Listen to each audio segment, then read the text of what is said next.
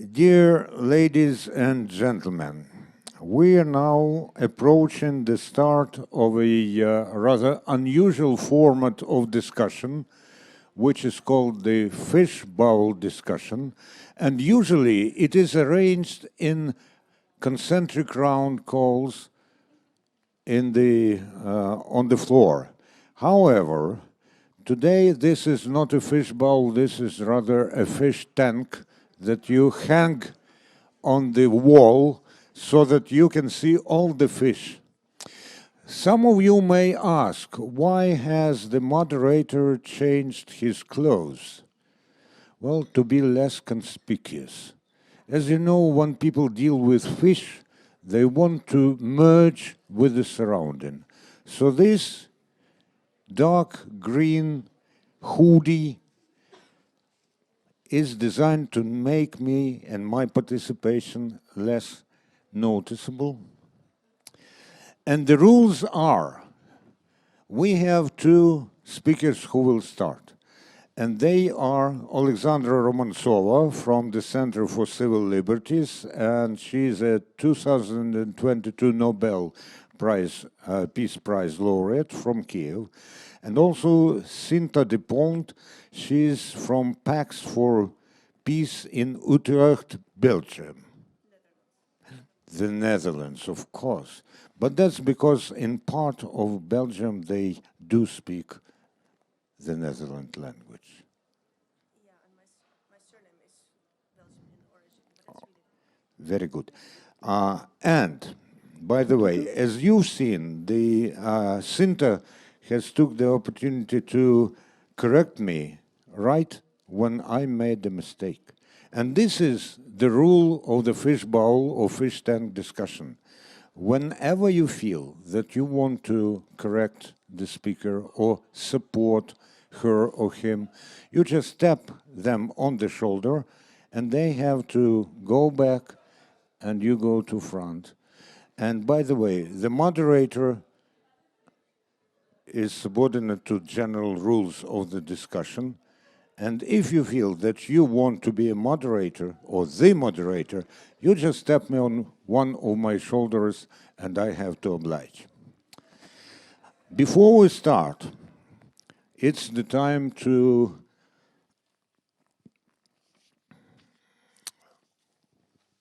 fulfill one of my promises, and this was to announce the other members of the technical team, and they are Emme Moises and Alicia Gabrielczyk. Give them a big round of applause.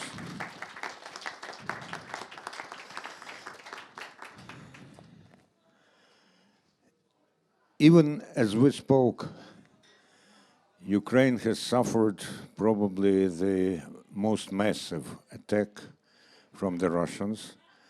President Zelensky says that 85 missiles were launched in direction of Ukraine. Some of them were shot down by the Ukrainian anti-aircraft defense. Some of them hit important objects. And when I say important objects, this means residential buildings as well. Because we usually say important objects and think about electricity stations or railway stations or something like this. But what is more important than people's life, people's well-being, and people's ability to interact in resisting this onslaught? Probably nothing. And to find ways of how to better cooperate, we have to exchange opinions. This is what's going to happen now. If we exhaust our inventiveness in, say, 80 minutes or so, then we will invite the audience to take part as well. But probably not. We'll see. We'll play it not by ear, but by our hearts, by our minds, by our understanding of what is really needed now. So, you already know about Oleksandra and Cinta. There are other participants, and you already know Dave Elseroad, who holds the first place as far as asking questions from the audience is considered. Then we have Stefan Melle from Austausch, EV Berlin. We have Anne Huerou from Paris Nanterre University, European Citizens Assembly.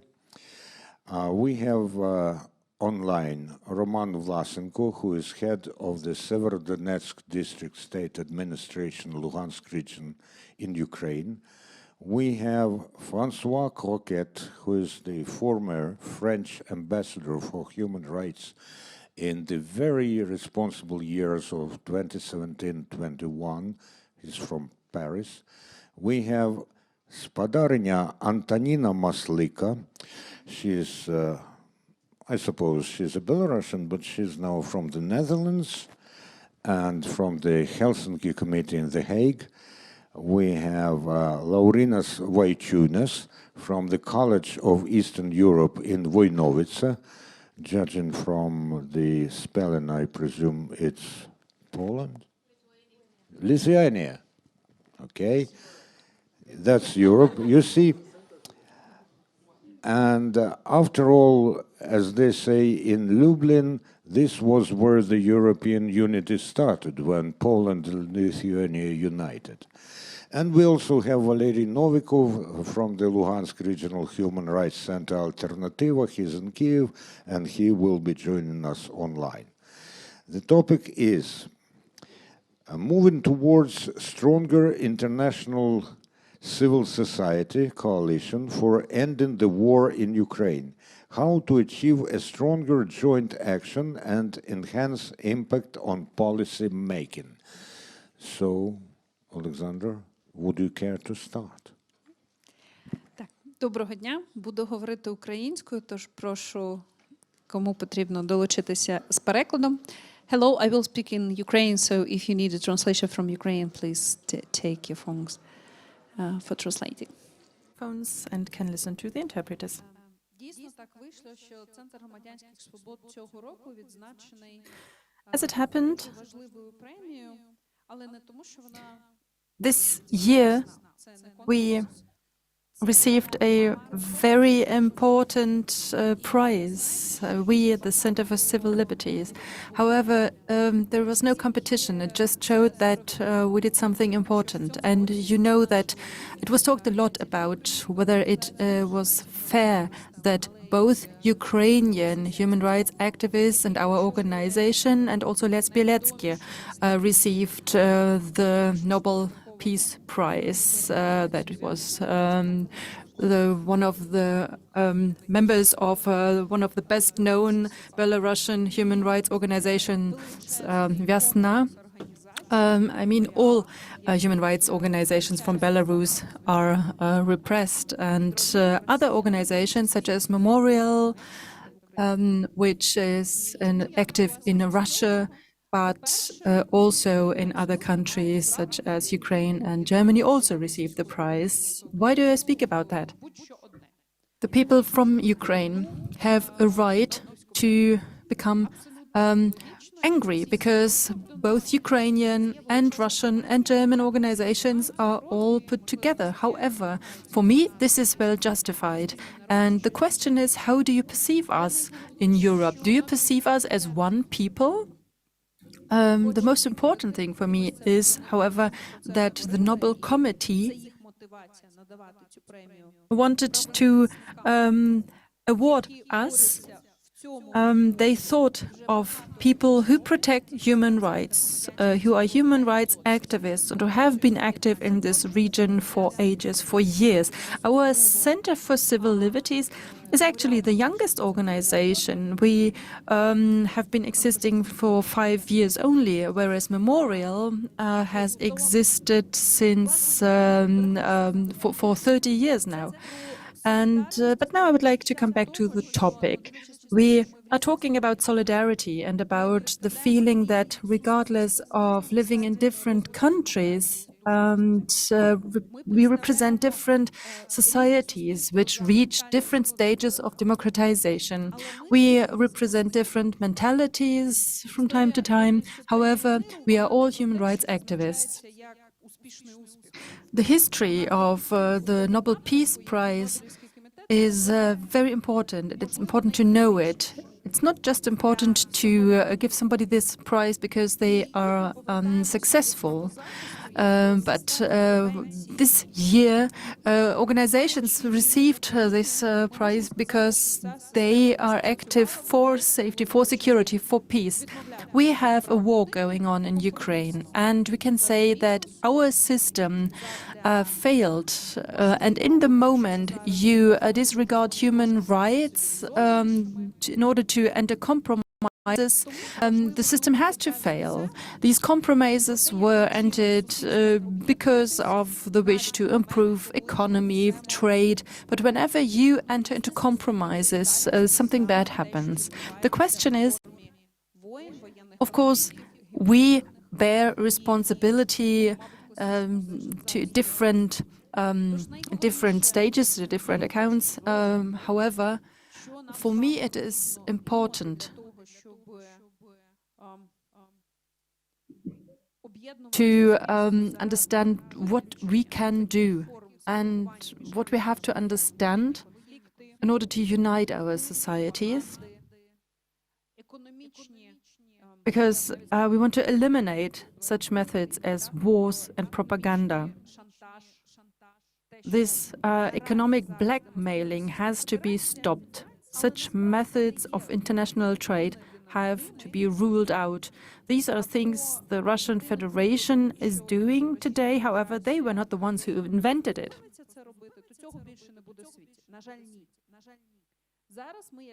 We can't say that these things will cease to exist when Russia stops to do this. But we, as a society, if we respect human rights and if we perceive democracy as the best organizational form of societies, then we will live in a society in which everybody will have the possibility to take their own decisions. And we are all human beings, and we should fight a system that perceives adults as young children who don't want to bear responsibility and take ownership of their lives. A society which thinks that adults just want to live in a stable. That is what Ukrainians are fighting for. That is why Ukraine has become a battlefield, and Ukraine is well aware of its responsibility in front of the international community. We have 35 conflicts going on internationally, which can be perceived as wars. 13 of them have been going on for 10 years or longer, and all of them have the characteristics of hybrid wars. When we talk about a society which comprises different ethnic groups and languages, social positions,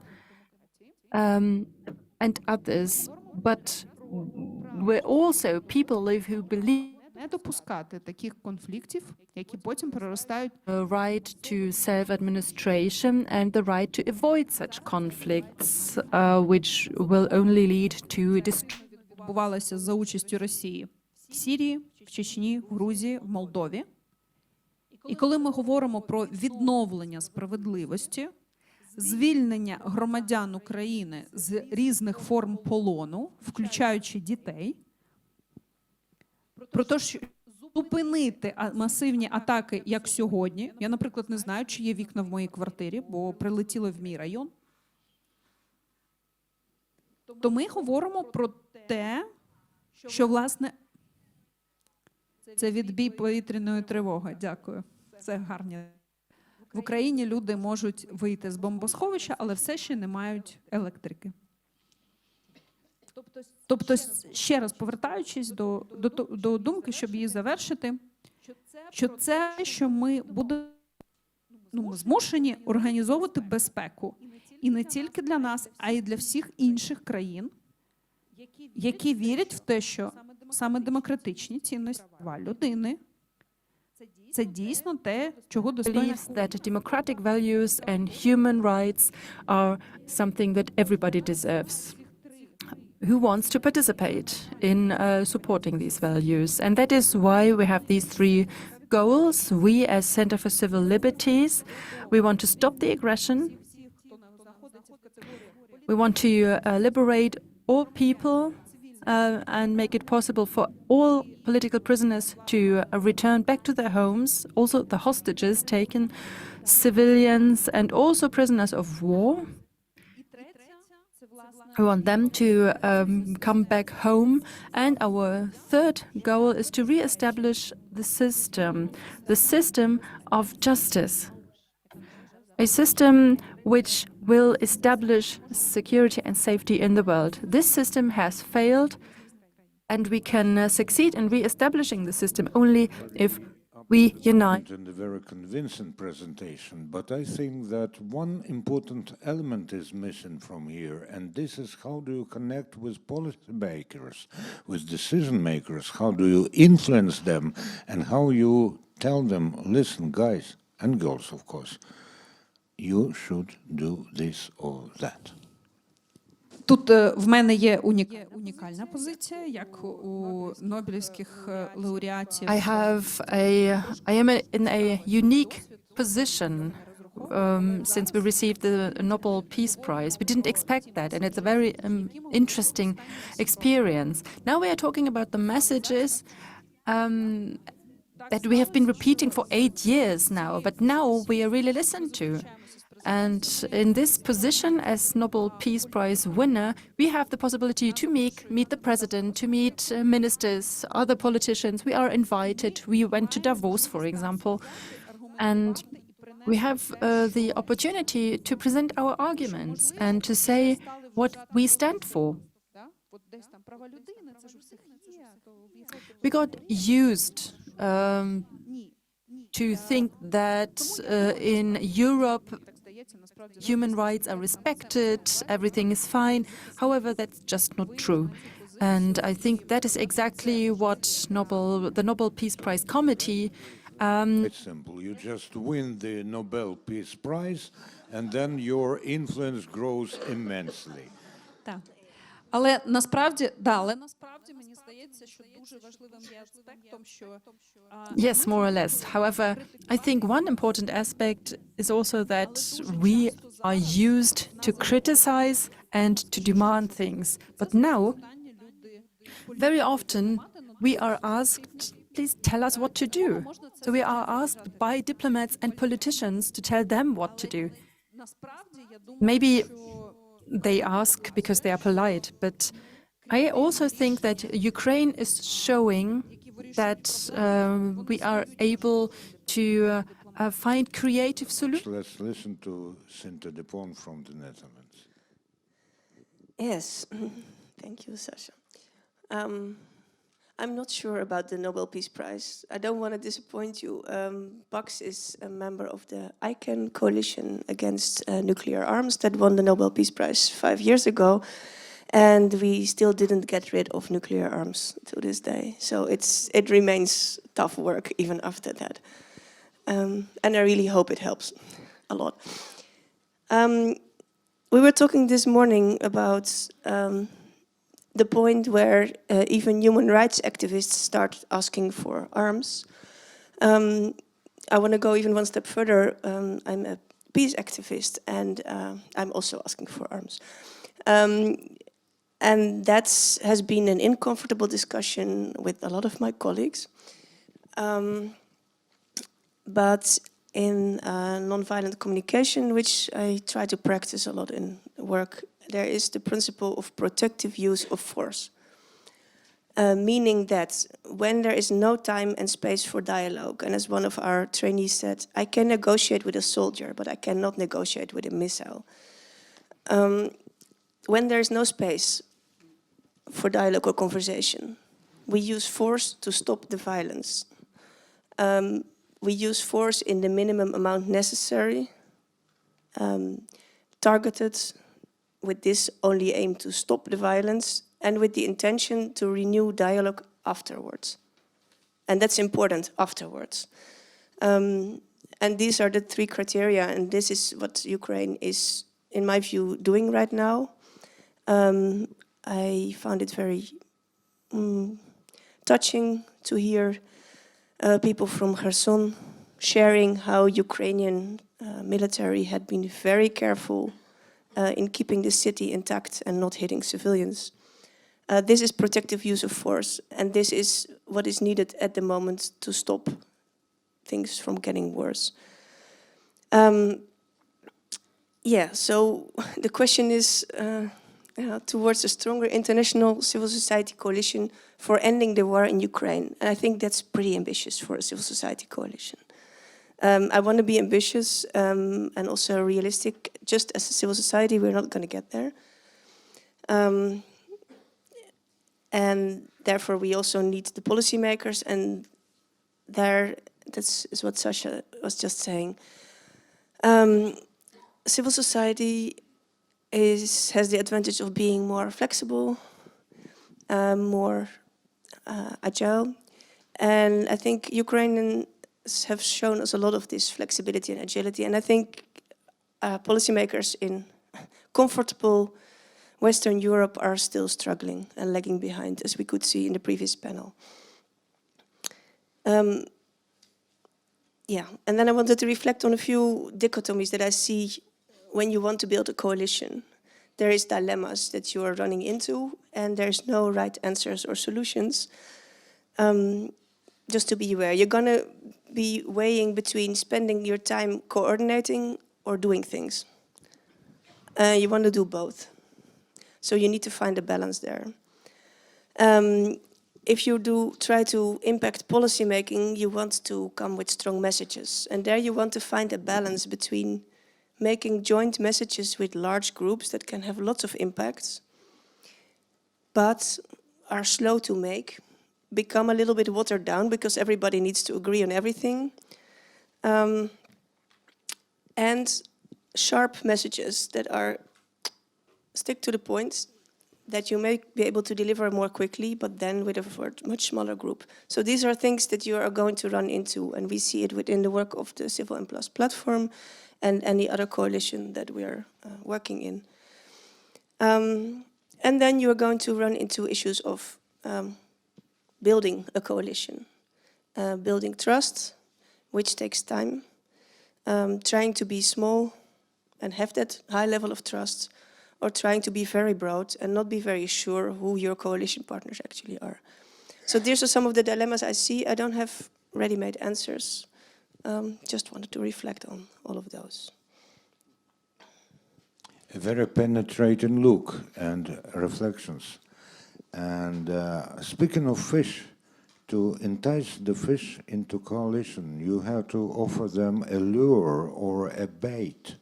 What is a bait for politicians in this respect? Because civil activists, they do not need either lure or bait. They are there because of their force, because of their strength, because of their power.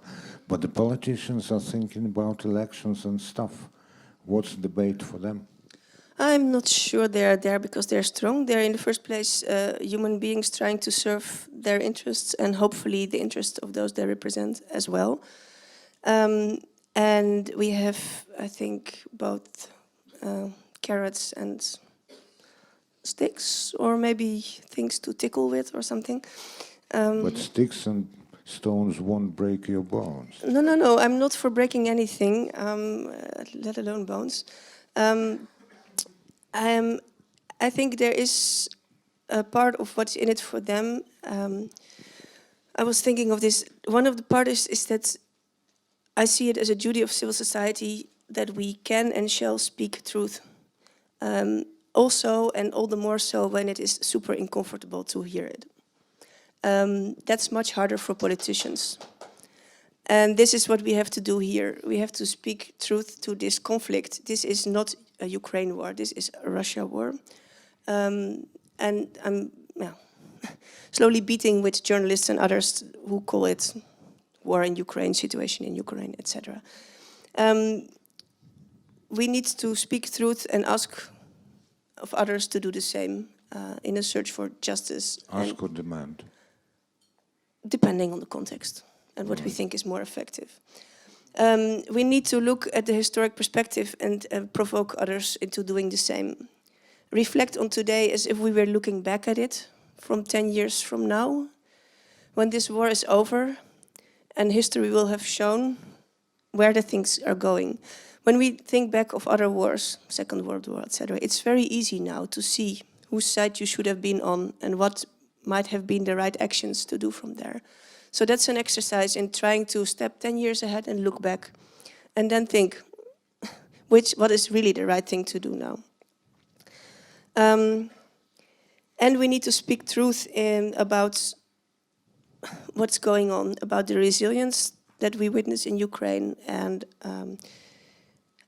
there is a post-colonial war to be fought here, not only with Russia, but also within our own European institutions, where the whole economic model, part of the political model, part of the patriarchy is a colonialistic heritage that we have to address and denounce for what it is. And I think Ukraine can show us the way in this. So one super important thing that I want to hear is the agency of Ukrainians. Ukrainians are not victims, they are agents in the first place. It's not for us to pity, it's for us to confront our own uncomfortable truth.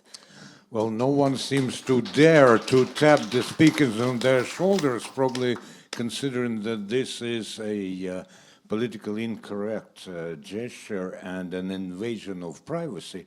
But some fish here seemed to exert some sounds, and I presume that Monsieur Croquette will be the next to speak, and you choose whom to replace in the front.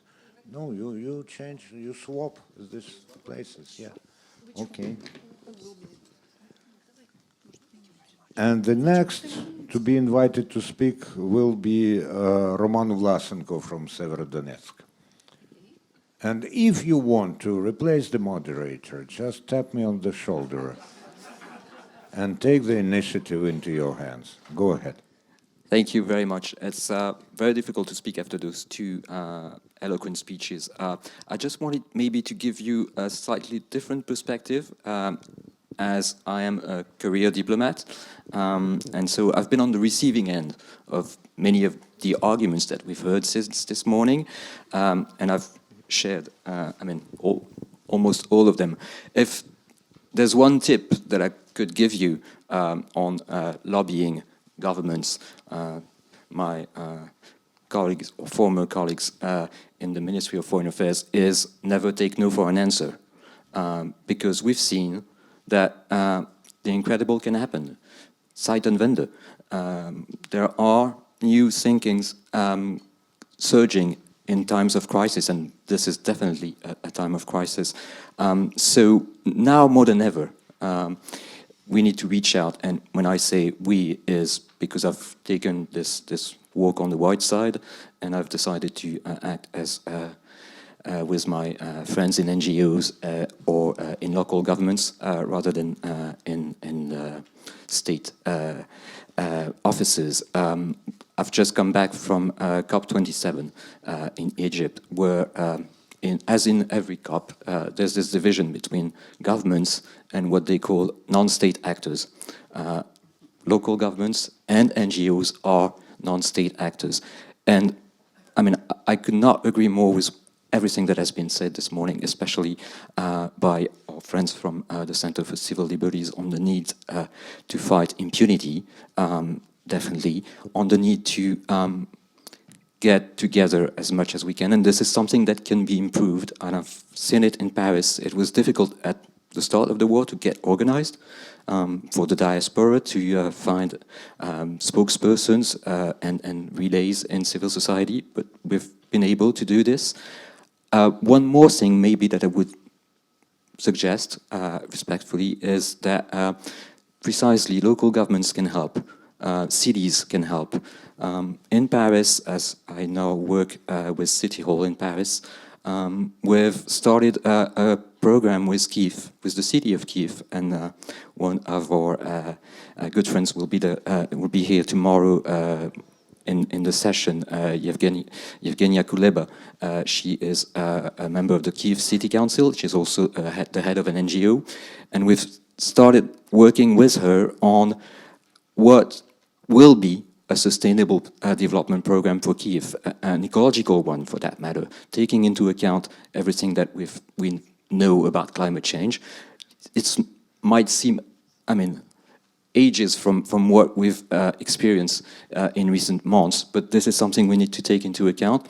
And the other program we started with Kyiv and other Ukrainian cities is to start trying to fast-track their application to the network of resilient cities that has been in place at the international level for about 10 years or so. If ever there is a resilient city, it has to be in Ukraine these days. And this is a way to get money, to get advice on how to get international grants, everything that will be needed when the war is over and when the war is won by Ukraine. Thank you very much. And for the fear of that if I say for the third time that you can tap moderator on the shoulder, someone will tap me on the shoulder, I go here so that no one now can reach me. But I remind you that I will require, and by the way, will you please sit in the front? Yeah. I will require the obedience to the rules of Fishbowl.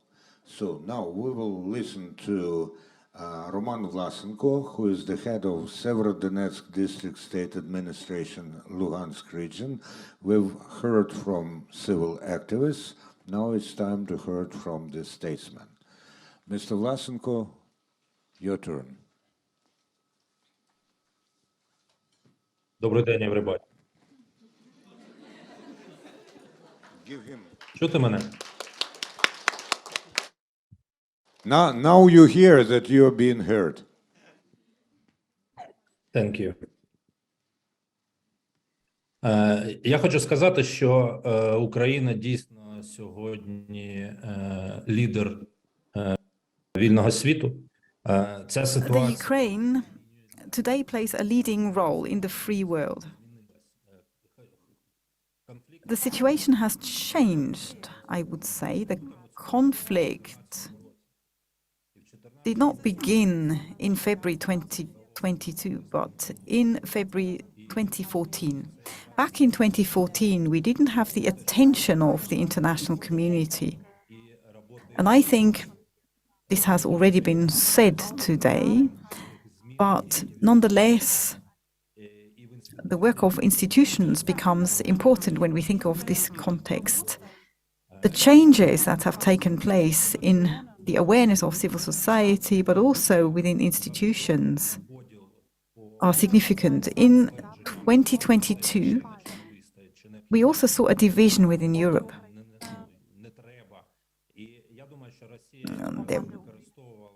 There were doubts whether Ukraine would make it.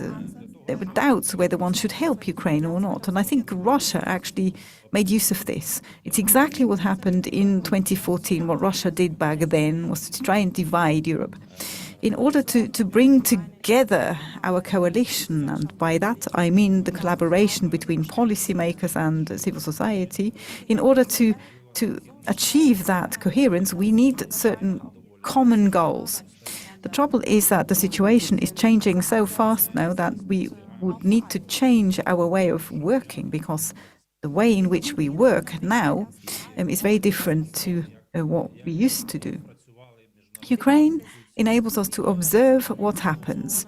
We've seen how international institutions worked in February, then in March, then in May, and how they're working now. There are still big question marks surrounding certain institutions. Maybe it's going to sound uncomfortable what I'm saying, but we have questions when it comes to the objectivity of the Red Cross, for example, of the International Red Cross. We have questions whether the IAEA can guarantee nuclear safety. We have question marks regarding the United Nations, whether this organization can take a leading role in conflicts that involve nuclear powers, when one nuclear power is attacking another. We are facing an attack on democracy, and Ukraine is just one of many democracies. Ukraine may simply be the first that is being attacked. So I think the ambitious aims that we now have, can they make a change in the way these large organizations work? What I have seen early in the conflict was that we had our reliable partners, that were the Baltic states, Poland, the UK. Now we see that the mood is changing in the states of Western Europe. Germany's position has changed. France, Italy, they've all changed their positions, and that's a good thing. I think if we continue to work together at the level of civil society and at the level of policymakers, if we pursue ambitious objectives and goals together, and if we then question the work of institutions like the United Nations and the Red Cross, that would be that might make our visions more interesting for politicians if they want to make history, for example. I don't know whether everybody knows, but here in Ukraine we have the thesis, we think that the Russian Federation is actually an illegal member of the United Nations. Ukraine, Belarus, and the Soviet Union have co-founded the United Nations, and the Russian Federation has not actually taken part in any of those proceedings in the foundation of the United Nations. When Yugoslavia broke apart, every country was part of this process, and the Russian Federation didn't. So how can this institution become active if a permanent member of the Security Council is an aggressor? What solutions can such a security service offer if Russia is co-determining the day-to-day agenda? Therefore, I'm convinced that ambitious goals, longer-term goals, are important. The United Nations are an enormous coordinating body. Or dissolve them and build something other than they are. Я думаю, що тут якраз вопрос спроможності. Організація Об'єднаних Націй, МАГАТЕ, вони мають... I think this is rather the question about their capabilities. The UN, the IAEA, they have their mission, they have their aims, they have certain procedures. However, these procedures don't work in the modern world. We have to change these procedures, and this is about these procedures being adapted to modern problems that we are facing in the modern world.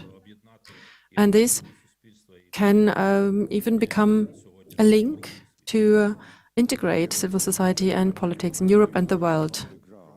Let's give him a huge round of applause.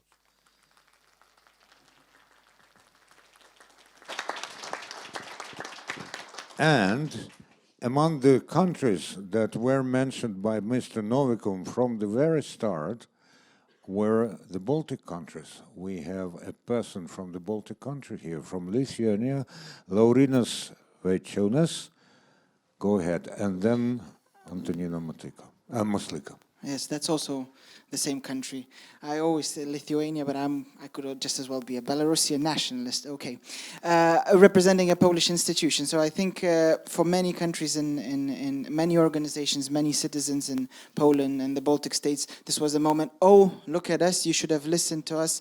We knew it 10 years ago. You know, we were there first ones to see, and now you should just go about, say how great we are, and just listen to this. I think this is not very much, this is not enough. I think one thing that we need to do in terms of ending the war and reaching, having a successful post-war reconstruction is actually building institutions. So all this righteousness, all this historical truths that we knew and we felt in Central Europe, I think in Central and sort of the Baltic states, is about transferring it into institutions. And sometimes for civil society institutions, it's a bit of a pain. You know, it's much nicer to do work on the ground, do humanitarian aid, help people, to actually have first-hand contact. But on the other hand, what's really important for Ukraine, I think, and I would like Ukrainians to agree, because this has been discussed a few times, and I've had many discussions on this issue, it's about how to institutionalize our support and how to integrate this support with the European partners. There's not really one good answer, but I think one of the things is that Central European institutions should be much more open, and initiatives, civil initiatives, should be much more open when it comes to institutionalizing, having a stronger voice on a permanent basis, because it's always good to have a sort of the first-hand initiative. Let's run support, and you've seen these in the railway stations of Poland and in many places in Lithuania. But on the other hand, we see that this is a long haul. Let's hope it's a very short haul to the victory, but then it's a long haul of reconstruction. And what we need is maintained support and interest. And what's really important is how to have this long-term enhanced impact on policymakers. And I think one of the things is I also represent in part cultural institution. I think one thing that we should never forget is cultures, is what Cynthia has also mentioned, you know, this post-colonial struggle, war of decolonization and so on. I think we should be talking a lot about culture. It doesn't look very it doesn't give us a wow effect in the short time. It's not like buying a Bayraktar, you know, in Poland, Lithuania, everyone was buying a Bayraktar, having a crowdfunding campaign, which is also very important, and we all agree here on the stage that arms are the most important thing. But the thing is, we can also have the comfort and think about how to invest in long-term sort of normalization of Ukrainian culture in everything that we do in Europe, by supporting things that are not only related to arms deliveries, humanitarian aid, and documenting human rights abuses, crimes against humanity, and others. I think we should be thinking a lot about how to make Ukrainian culture and Ukraine something so totally normal that when it really ends and Ukraine wins, that we also have the support in the long term, thinking about Ukraine being something totally normal to us more than ever. Thank you very much. And of course, this thinking a lot goes hand in hand with doing a lot. And not only giving, but also accepting. Thank you very much. Antanina, Maslyka, go ahead. And then, oh yeah, finally. Just the person from whom I expected this to come. Antanina. Thank you very much.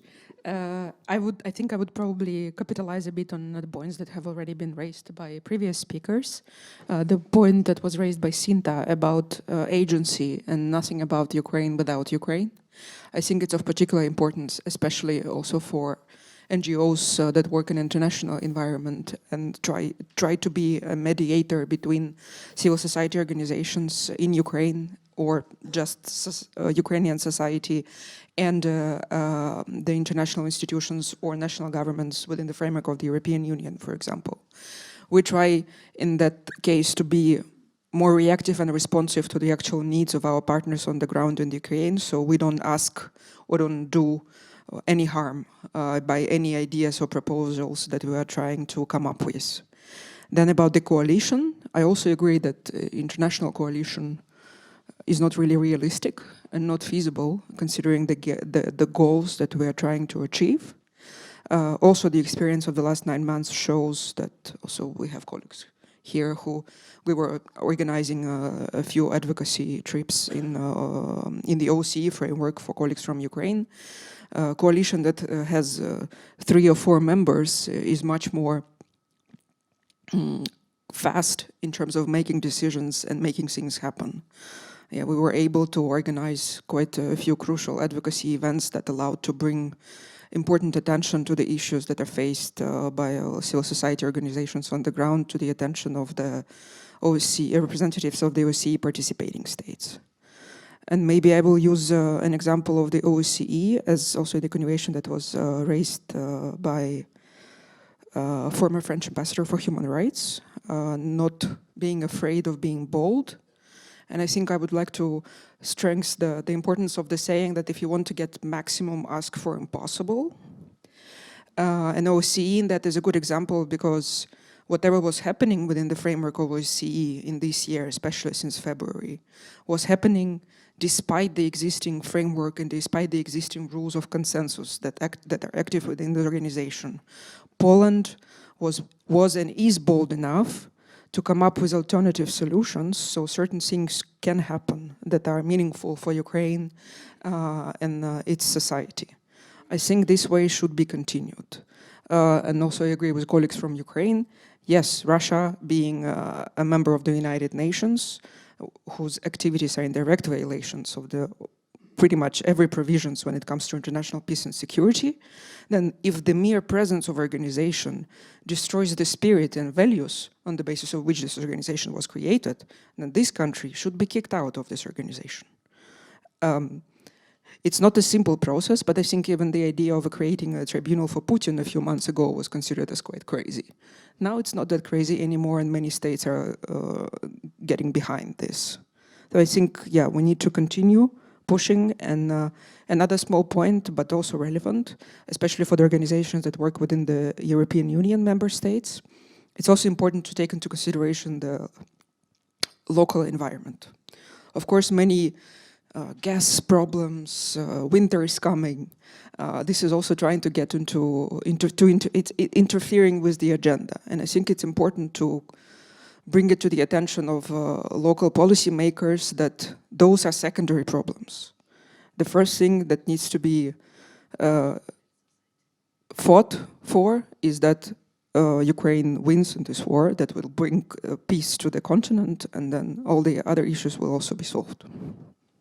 Thank you very much. Have you noticed that Antanina has, for the first time during all our discussions, used one very important word, and this is feasible.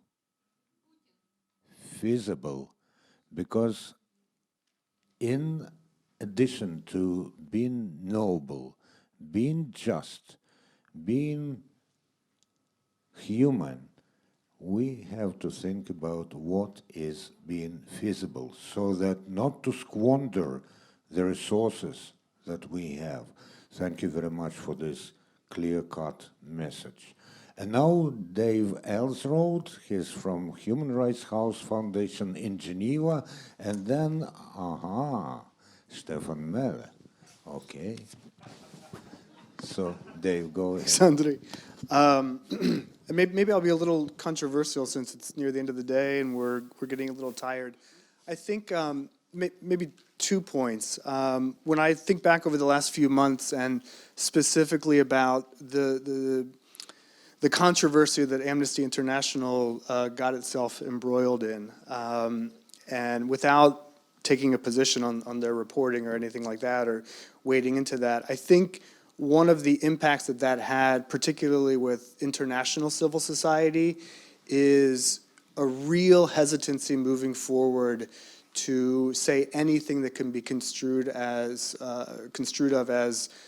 critical of the Ukrainian government, of the way the Ukrainian authorities are executing the war, or their response. And I think that in so doing, so in international civil society at least might be stepping away from its traditional independent role, and perhaps maybe to its detriment. And so that's something that I worry about when I think about building a stronger coalition, international coalition. I think about this tendency within civil society, either domestically or internationally, to be in a circular firing squad where we're so quick to turn on one another that sometimes I think we might do ourselves a disservice. The other that I would say is, and it's a point that Sasha made at the beginning in terms of looking back, operating operating now as if we were 10 years in the future, looking back. And at some point that the war is going to end, and it was Cinta. And there will still be, hopefully, Russian civil society. And when I think about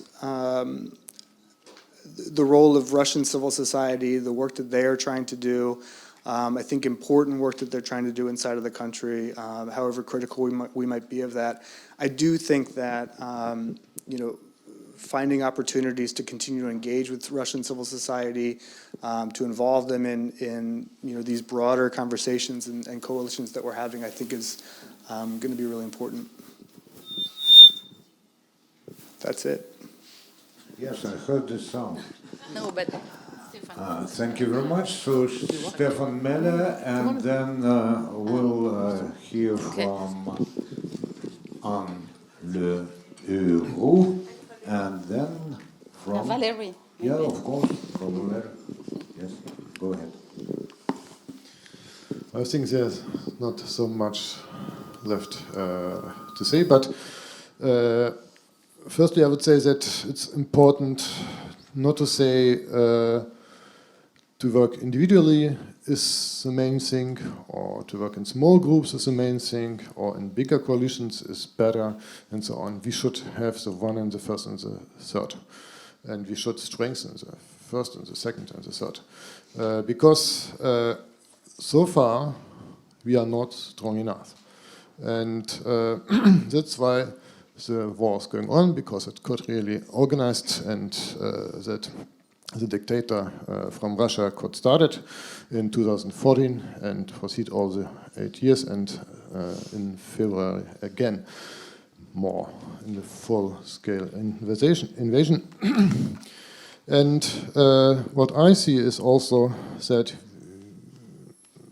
we haven't really a changed mindsetting here in Germany, and maybe partially also in the EU, in some other countries, because there's a lot of fear in the room of a bigger war, of a war coming directly to Germany or to France and so on. And this already mentioned word of Zeitenwende, that was firstly only on defending the own people. 100 billions for the own German army, not for the Ukraine. And it lasted months and other months before they started to provide some weapons and to really speak about support not only in warm words, but in facts. And even now we have a situation when all the time the Ukrainian ambassador, the former and the new, have to say about it every day, and we heard it today also repeated time. And at the same time, the weapons are not provided, or it's a try to hide that because a part of German inhabitants would not like to know about it, would not have it, would not like to have it in all. And so I think that our function as civil society actors also remains at place, that we have to inform what's really going on, what is there on the ground in the certain Ukrainian cities, on the border, or as it former was said, contact line, what was the front line. And that negotiations didn't work. Yeah, that was to see all the time. They were blocked, and very principally blocked. They couldn't even not open a checkpoint in the village Shastye. Happiness. And to inform and to convince. And so also to stabilize this support which we now have, which is again mainly in words and not so many in fact. And yes, I'm in favor for also building big coalitions and multilateral coalitions, because we will need all these people, all these politicians, all these other civil society organizations so far not involved. Even now in Bali, we need 19 other countries to have a common position against the Russian aggression. And it's very complicated to get. And there were hundreds of talks, hundreds of rounds of negotiations to prepare it, that it maybe will happen today or tomorrow. and so we are too. We should also have a lot of discussions and talks, and of course it's not enough fast, but to get other people involved who are not on our side today. And that doesn't mean that we should not have monitoring missions and advocacy missions of only one organization, very effective one, or 3 or 4 together. Yeah, that is faster, this may be sometimes stronger. But to get a real other situation in Europe means to change still a lot. And it's not so close, not so seen today when it will happen. Thank you very much. And Laurinas wants to take your seat. Yeah, you just change your seats. Now Anne and then Valeriy.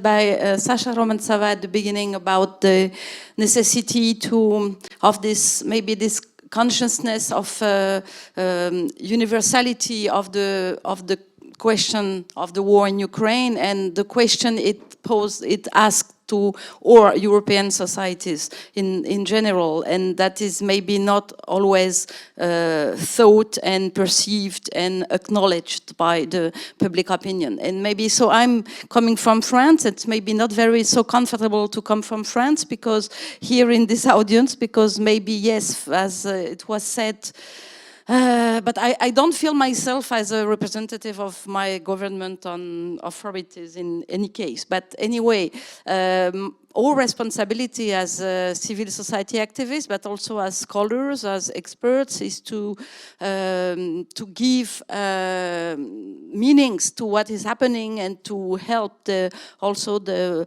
political stakeholders, but also the public opinions, if they are also heard by the political stakeholders, to change their minds. And I just observe that it's difficult to do that, and the road is very long and very harsh with the Russian aggression in Ukraine to go beyond the big generosity that was met by the French society towards the refugees of Ukraine and so on. But this is not, I mean, it's okay to give money for humanitarian help, and it's very important, and so on. But I would say the real solidarity from the civil society, the political solidarity with MPs, with other kind of people, with local communities, stakeholders, is still, for me, is still lacking a lot.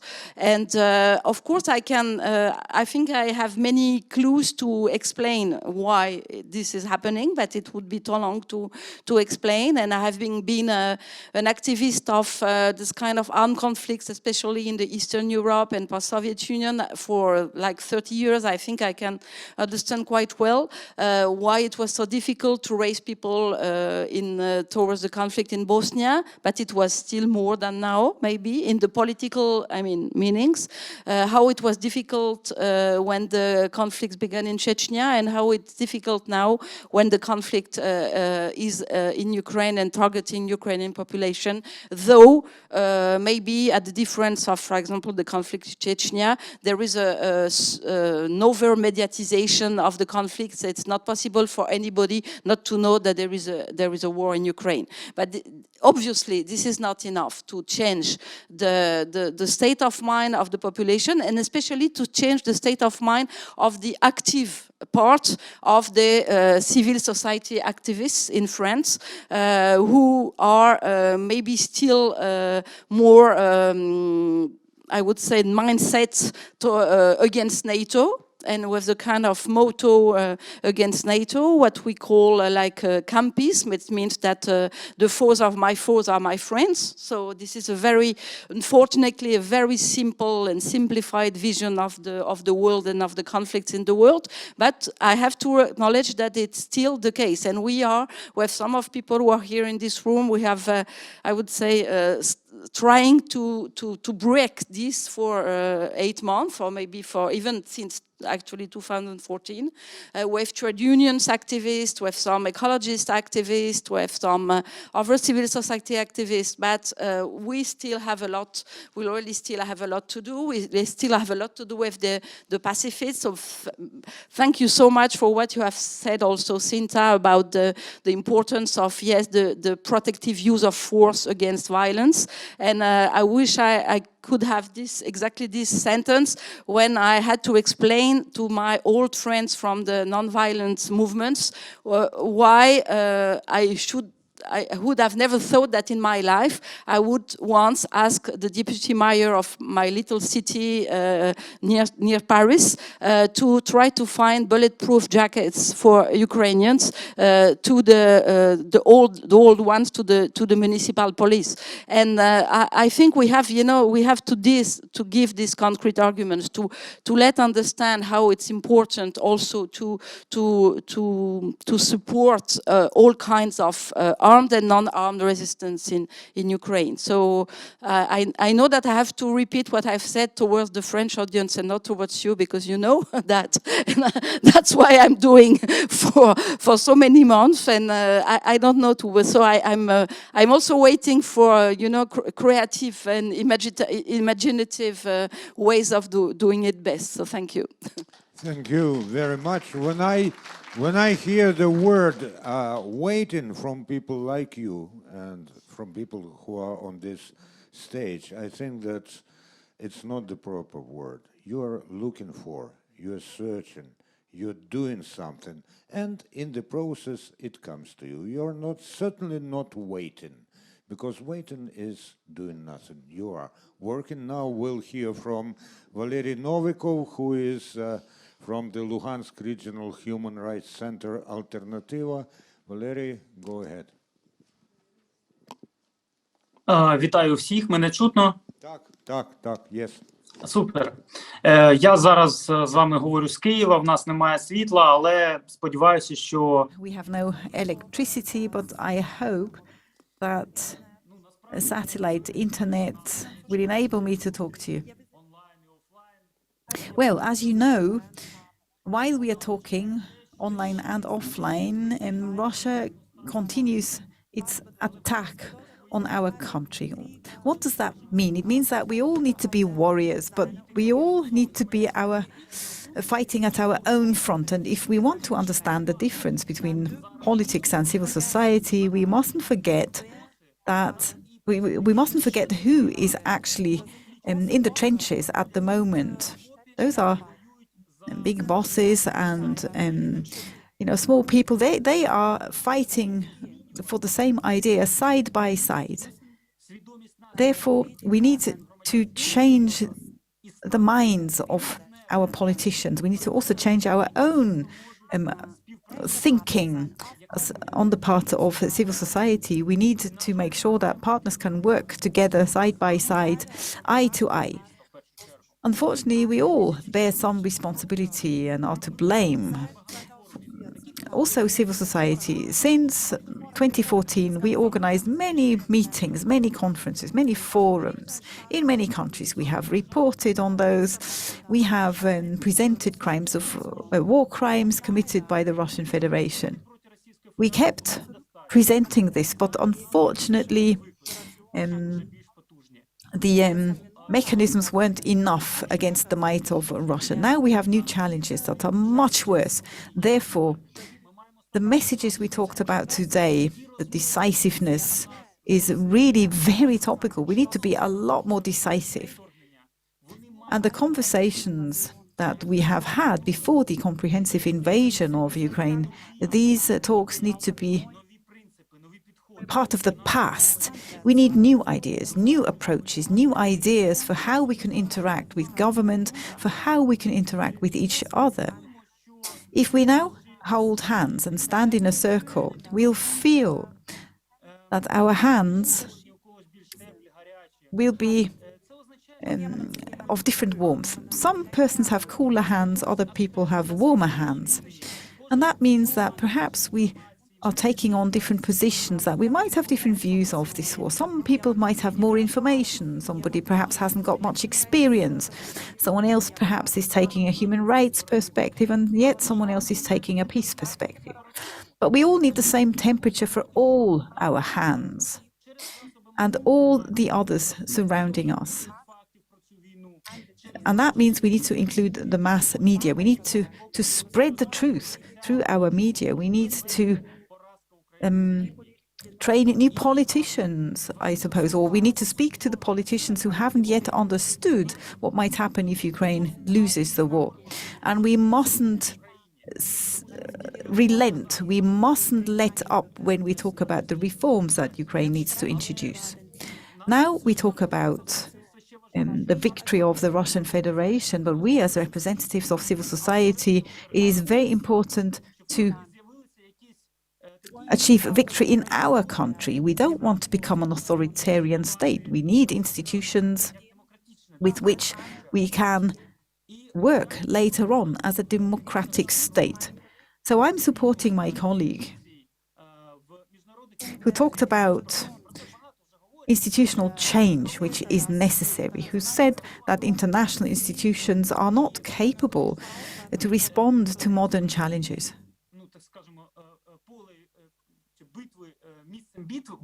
And one of the key battles or key battlefields, I believe, won't just be Ukraine. It won't just be the cities that are being destroyed today. It's not just the cities that are being defended by the Ukrainian army. It is also about a political dimension and a political discourse which we are observing today in the world. This discourse needs to be supported by us. We need to spread the truth and mustn't think that we've talked about this already. That was the case, this was 3 years ago, so we shouldn't talk about it anymore. No, we need to keep repeating it again and again. I wanted to use this image that we should take our foot off the brake and go all the way to the end, but maybe that's difficult to talk about an image like that, but we need to do something along those lines. We need to have more decisive power. We can't just use our words in discussions. We need to change the formats of our meetings. Today we see that we have representatives of government here with us, but it would be even more important that these representatives would help us later to implement our ideas, i.e. to transform the products that we are producing as civil society into reality, so that they don't just talk about them, but that they, for example, are translated into legislation or concrete steps or strategies. So that's what we're missing. Okay, we used to be able to say, oh, well, never mind, it's civil society, but today we can influence the fact that human lives are being saved, and we can overcome the negative consequences of the war. So our job is to get our government to cooperate with civil society. So that is what we must do, and this is what we'll do together. We have no choice. And one last thought. Today on our platform, we have representatives of organizations for peace, but what am I missing? I'm missing the interaction with the mass media, with international mass media, that we can actually generate an algorithm of cooperation. And the proposals that we are producing here, for example, and that we can spread then through these algorithms of cooperation. That's really important to me, because today we are engaged in an information war that persists. And how the world perceives the war in Ukraine influences future aid, and also, of course, the outcome of the information war. So thank you very much for the opportunity to speak to you today. Unfortunately, I wasn't able to join you in person in Berlin, but I'm really glad to join you online and to see familiar faces. And I really hope that next year this forum can take place in Ukraine, and that we'll celebrate our victory, not just the victory of Ukraine.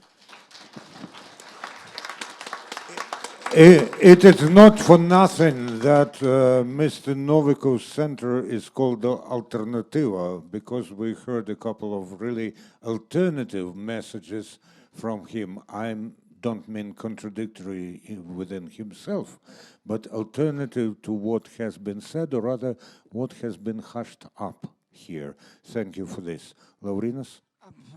After what Valeriy said, probably don't have much to do. I actually wanted to say something about what Stefan said, because Stefan is very good at German bashing, and German bashing has been one of my favorite things for the past 3 weeks, but I'm already tired with the German bashing because it's getting on my nerves already.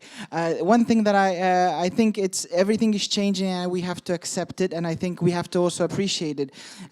Here's Wilfred, he's been one of the foremost experts on Ukraine in Germany, and with Austausch and Stefan, we're doing this Polish-German roundtable on Eastern Europe, and for many years, when we started 5-6 years ago, we couldn't find that many people in Germany who could say anything about Ukraine, and this has changed a lot, and so many people who are interested in the topic. But one thing is, I think, very important to understand why Lithuania, Poland, and so on were so engaged in the Ukrainian issue. It's not only the historical experience, which is also important, but it's also human context, and maybe our coalitions, the ones that we're talking about in joint action, should not be in a group of people who we all love human rights, we all hate the Putin regime and so on, which is okay, but what we need to do for Ukrainian victory and for a sort of stronger joint action is actually reach out to institutions that have nothing to do with Eastern Europe, that don't know where Eastern Europe is, and so on, to make it into mainstream.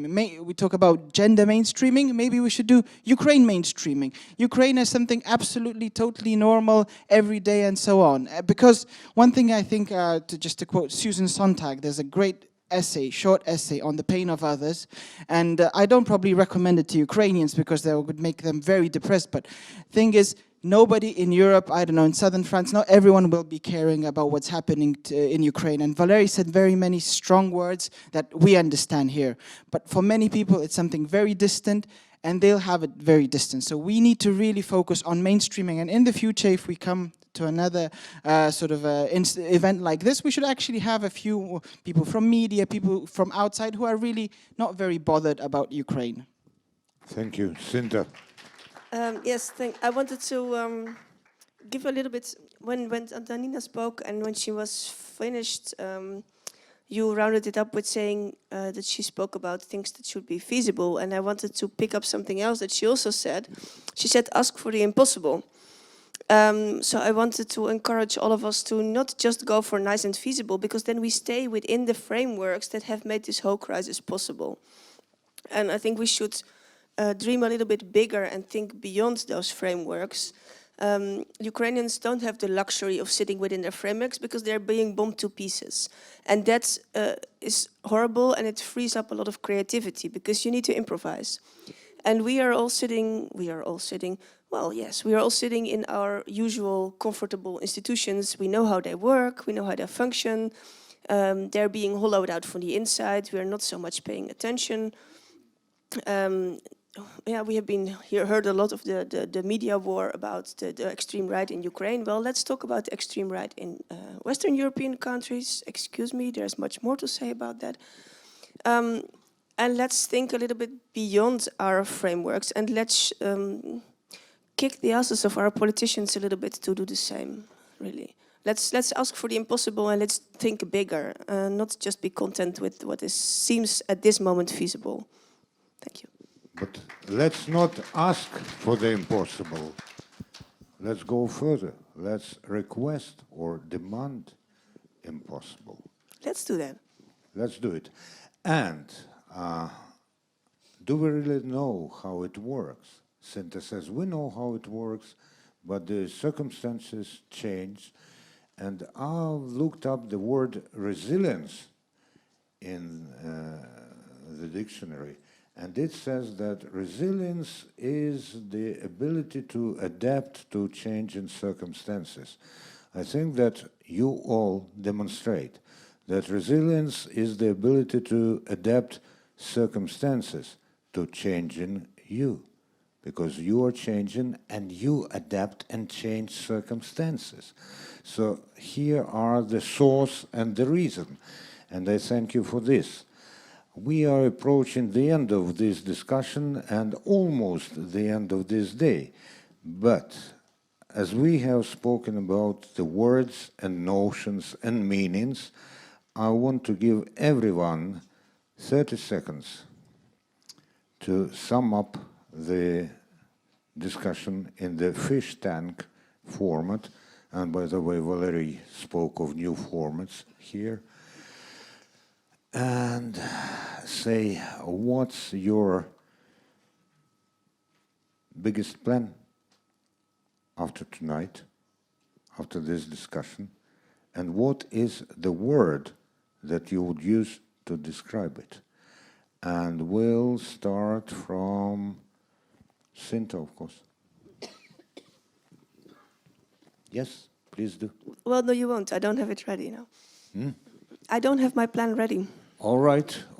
And that's, by the way, this is because she hasn't yet changed the circumstances to suit her purposes. Anne. No. Well, I can have only wish and wish and hope and, yes, desire of the impossible, and to build such a coalition in France and in Western Europe that could really be so strong that it could push the government in France and also in Brussels to, I don't know, to accelerate also the Ukraine process for the European Union, and probably also to accelerate the arms. I mean, the arms delivery to end this war. Thank you very much. Pass on the mic to Dave, but the next person to speak is Laurinus. You may already sit there. You may come to the fore.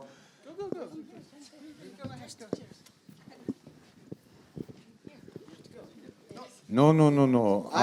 You haven't tapped me on the shoulder, so okay. I'm still the moderator.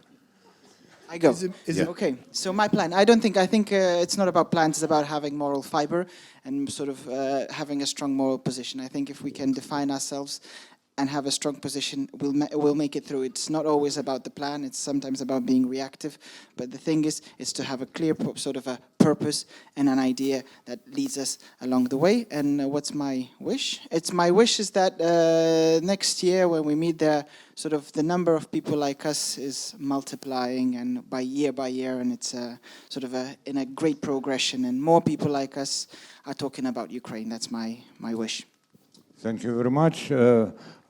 Pane Romane, it's now the turn of Roman Vlasenko to tell us about his biggest plan after tonight's discussion and the word that characterizes it most aptly. Я думаю, що тут про зброю нельзя казати сьогодні. Yeah, I think that we shouldn't speak about weapons, but when we talk about weapons, I think that Ukraine is able to win this war. We need support from Europe and from the US, both financial support and weapon arms deliveries, but we have to look further too. We have to assess today's Russian Federation as it is. It is a terrorist state, a terrorist regime, and the only guarantee, security guarantee for the future after our victory is NATO. which accepts Ukraine as a member. We need their support already today to stay safe. Once we have re-established our administrative borders, because NATO is the only organization that can guarantee these borders. Our integration into NATO has to be... Thank you for being frank and straightforward. Dave? I think excuse me, I think I'm hopeful. I think I think the role of civil society has never been more important and central than it is now. My colleague just came from COP27. I think what's very clear is Western governments have largely failed us in terms of finding proactive ways forward, and I think that it's going to rely on civil society. I think after the war, civil society is going to play a central role in fostering reconciliation, in holding perpetrators of human rights violations accountable, and I'm hopeful that civil society can play that role. Monsieur Croquette? Thank you very much. Well, maybe it was just one short message. We started the day by hearing from Sasha about the 24,000 cases of war crimes that were opened in Ukraine. 24,000. And we still hear about peace negotiations. I would remember an old chant from the civil rights movement that said, "No justice, no peace." And that would be my conclusion. Thank you. Valeriy Novykov.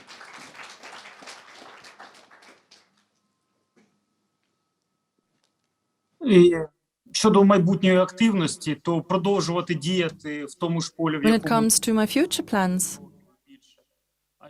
we are going to continue our work. We will continue what we've been doing for 8 years. And we have to convince, my word is convince. We have to keep convincing the world. Very much. And Stefan, Melle? I think that it's important for us to stabilize the EU in its support to Ukraine. And this also means that we should be stronger in countries which are maybe at risk. Hungary, Italy, I don't know where else. But we should have it in mind because we have this mechanism of veto, and this is really a danger. So we should work also with colleagues from there and have there the public opinion on our side. And the second is, yes, I would be very glad to contribute to have the National Tribunal already next year. It should start maybe already during the war, as soon as possible. And the third is, yes, I have the hope, but it's not too much, that the Russian society also will come up finally with resistance, and at least in the countries where they are in exile, and it should we really become stronger, and we could contribute it, and it could be also a kind of ally in public meaning in European countries. Thank you. Antanina? Well, I guess the phrase comes to mind, if you go through hell, keep going. So I think the minimum plan is to keep going and making sure that organizations based in, well, Europe or outside Ukraine are able to support colleagues on the ground in any way we can, and then to amplify their voices in any way we can. And maybe I will sound a bit delusional, but just try to keep the spirit of human rights from becoming a ghost. Thank you. Oleksandra? I have two concrete tasks. Generator, because I don't have electricity there. And second, put Lukashenko and Putin in the jail. So.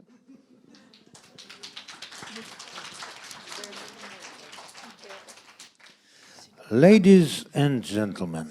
Can I say one word? Finally. Yeah. Go ahead. Maybe it's not directly planned. The word would be honesty. And the plan, as a peace builder looking far ahead, would be for some process wherein we hear all the different stories from all the different sides, and they all get their place, and we don't get stuck with undigested history again. All that Cinta was speaking here about was about honesty and truth, and about the ability to see the things in their diversity, sometimes in their contradiction. And I'm deeply grateful to her and other participants for this. Why am I singling this out as well is that Mr. Trubček, whom I quoted at the end of the second session, sent a note, let me find it, clarifying, I'll read it. An important clarification from Andrei Trubček. I think my question was misunderstood. I did not point to the contradiction. I asked about the complementary support and military aid and in peace-building support. I think that we understood the question very well. And it was not Mr. Trubček, it was I who pointed to the contradiction. And I think that I was right in that, because we returned to this same question in this session, because there are questions and issues which sometimes, well, not even bother, they torment us, especially when we do not find the ready-made answer to this or that question.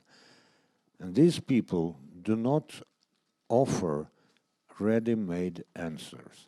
They offer the answers that come to their minds because of their experience, because of the harsh and long work that they've been doing, because of doubts and hopes that are within each and every one of us.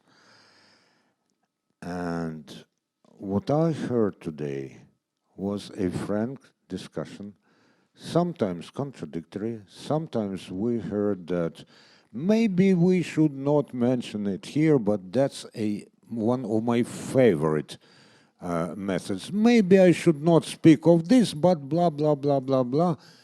And in this way you do speak of this.